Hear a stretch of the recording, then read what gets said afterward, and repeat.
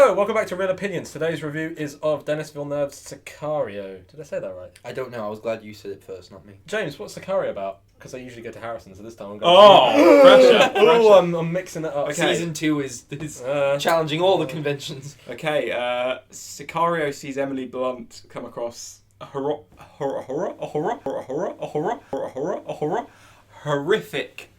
sort of murder house, and then she is sort of signed up involuntarily, really. We should probably say she's an FBI agent. She doesn't just walk into a house and yeah, she's not just a random woman. She then goes and tries to track down these drug lord people. She's in Mexico. She's involved with we assume he's the CIA. It's never made entirely clear, but with a CIA organization with Josh Brolin. But it's very the mission that they're undergoing is never entirely clear. Yeah, there's a lot of what are we doing? Where are we going? That's the point. And that's the point. Yeah. Exactly. So you see the whole film through her eyes. She has no idea what's going on. Her partner has no idea what's going on. You just kind of gradually learn things as it kind of ticks on. It looks great. It sounds great. It looks incredible. It's acted well. Incredible.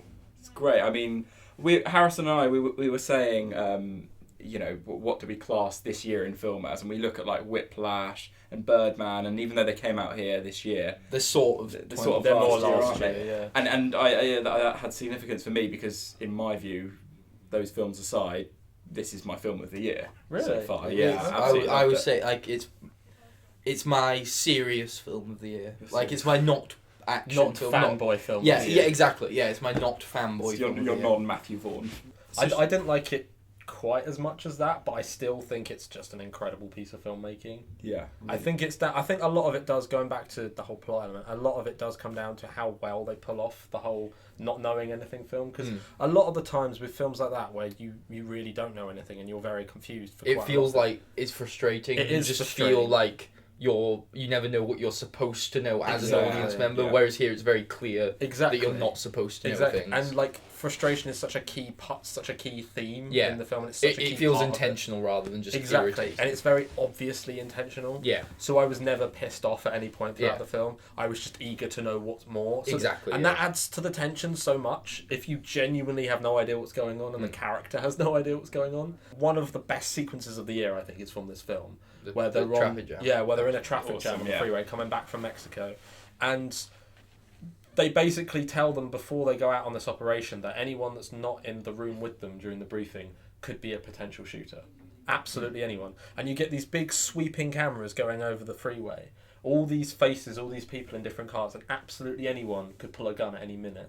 And I think here, because this isn't necessarily based on true events either, with something like Argo or Captain Phillips, you know that they might make it out alive because the film is about them. Whereas this, you generally I mean, Emily Blunt is kind of the lead, but there is enough of an angle towards Josh Brolin's and Benicio del Toro's characters that it could shift focus to them at any moment. It could theoretically do No Country for Old Men and just kill the main character. Yeah, exactly. Feel that out of place. Exactly. And although it's 2 hours long, you don't really feel the length. No, I did. No. It really feels like everything needs to be there and everything's kind of I mean, some parts are maybe a little too drawn out. Just sequences of people just kind of stood and staring. But at the same time, it's always thoughtful.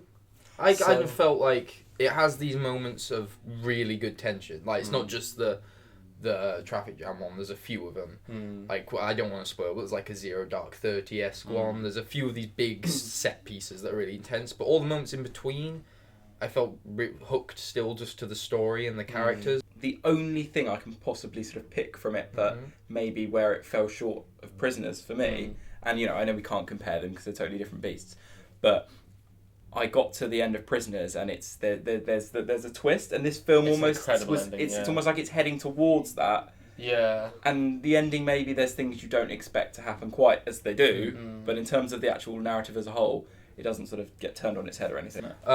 Just to go back onto the sort of individual elements of it. We've talked about the cinematography. It's very, very good. Talk more about the cinematography? Well, yes, Roger Deakins. It is very good. There's the really good bit with the silhouettes. It does look very pretty.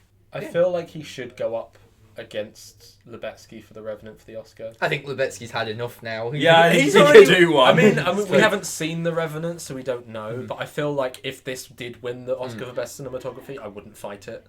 I would actively. It will be what I am bleating on about. This isn't necessarily like every frame's a painting sort of thing, but it's so. There are points in it where it really kind of punctuates the tension. Yeah, absolutely. We have to talk about that montage. So it's before when they're going to pick up this cartel guy from court in Mexico. But the journey there, it builds up the tension, and you've got all these kind of they're sort of token Roger Deakins shots, aren't they? These ones from above, looking at the land, and he kind of makes land not look like land. He distorts it, and that works to great effect in this journey, which is also where the music is just fantastic. I will be, because like if the cinematography is like your thing, then the score is my thing, and I will be actively going Oscar for this one because it's incredible. It's so disturbing. It's got some really great motifs to it. I was listening to it on my own a couple of days, and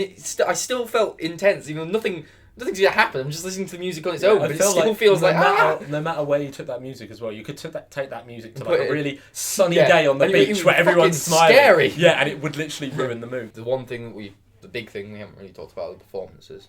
Yes, something that we haven't actually pretty. I mean, Benicio del Toro. Can we just? It's incredible, because he's got such presence. He's an actor who usually, like, you're told all the time is a very good actor, but I've seen very little evidence of it in the films I've seen.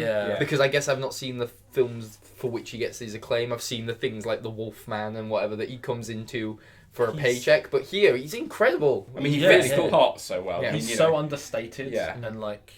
And Josh Brolin's another one who I'm not always that big a fan of. And you both said that you thought he was just playing Josh Brolin. And he seems to play a very similar character. I don't know who you think Josh Brolin is in real life, but that's quite disturbing. Very he is just a sort of a cocksure. But this is what American type. But this is what I would say is different. When he's in the other films, he plays that certain character type, but here he's got a sliminess to him. It's charming at first, but then when you realise what he's doing, it makes but it quite don't see it as charm. In light of how he behaves. Yeah. And then the big one, or the main Emily Blunt. I'm surprised I haven't heard more kind of feminist rants about this film. I'm not. Because her character is... I mean, usually, especially recently, Emily Blunt has been at the forefront of all this kind of female action hero thing. And here she's an FBI agent, she's a SWAT responder, whatever, but she does pretty much screw all. I don't think that's true. I don't think that's a problem. I don't think it's true. You don't think it's true? No, I think she's clearly out of her depth and is asking questions a lot, but she's very effective. She knows what she's capable and strong. It's just her problem isn't that she's not strong or capable. Her problem is that she's too moral. She is too idealistic, but also I think it's like she doesn't get given the chance. Yeah, it's not the film being negative towards her gender. It's almost like a. It's just the position she's been put in. Exactly. Like the problem is that she isn't part of their game. Yeah. That everyone's playing. She's not in on the whole. And as a result, at times she does kind of screw it up a little bit. Yeah. Particularly towards the end. But to get back to it, she's really good. Yeah, we haven't seen. She's probably the best performance in it, I think. In terms, she's got to do because Benicio del Toro gets the showy. Very he gets different, the showy performance. She allows herself to be vulnerable. And allows herself to not. They're different performances. Allows herself to basically know nothing. Okay, so for the reason I stated earlier, the prisoners reason, how maybe didn't quite build to quite the point I would have liked. Okay, it can't be a 10. But it is a 9, and it's a very solid 9. That's a high 9. Yeah, that's a very good rating. I'm a little bit torn because when I first came out of the cinema, my first thought was straight 8 because it is great. It's very, very well kind of put together and stuff. I just felt like some of the moments were a bit dulled, but at the same time, like you appreciate the craftsmanship. Yeah, since having seen it, I appreciate the craftsmanship of it so much that I kind of want to go up to a 9. I think I'm just going to go with a 9. So I'm gonna go with a 10. I don't have any problems at all intrinsically. I was constantly on the edge of my seat and I felt really tense for the whole thing. Thank you for watching. As always, look out for more real opinions in the future. That was a Nazi salute. I did not do a Nazi salute. I was waving. I was waving.